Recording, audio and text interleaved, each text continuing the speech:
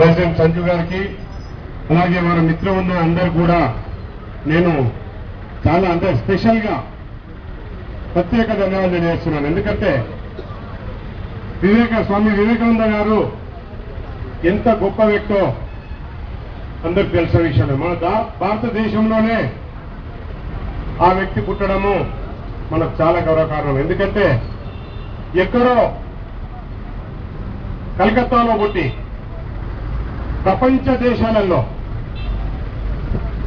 అసలు భారతదేశం అంటే ఏంటి, భారతదేశ ఐక్యత ఏంటి అని చాటి చెప్పిన వ్యక్తి. అలాగే ప్రత్యేకంగా యూత్ గురించి ఎన్నో ప్రోగ్రాం చేశాడు, యూత్ని ఎంకరేజ్ చేశాడు.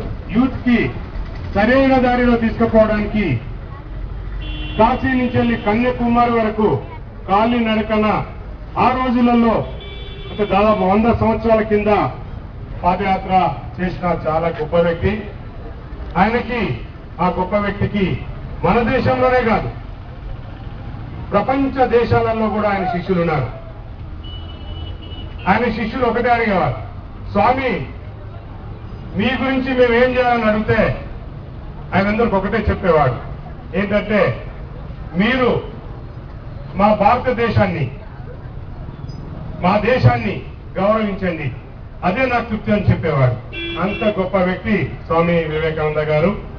అలాగే వివేకానంద గారు ఎప్పుడే కానీ పాదయాత్ర చేస్తున్నప్పుడు అప్పుడు 100 సంవత్సరాల కింద దాదాపు అంటే మన భారతదేశ జనాభా 35-40 కోట్లు ఉండేది.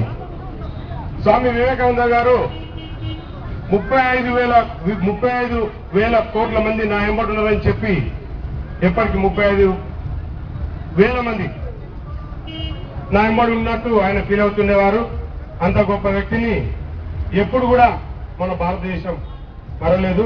ఈ అవకాశం ఇచ్చిన స్వామి వివేకానంద యూత్ అసోసియేషన్ అందరికీ నేను కృతజ్ఞతలు తెలియజేసుకుంటూ ఇప్పుడే ఎన్ఎస్ ప్రభాకర్ గారు బీజేపీ వచ్చి ఉన్నారు కాబట్టి వారికి కూడా స్వాగతం.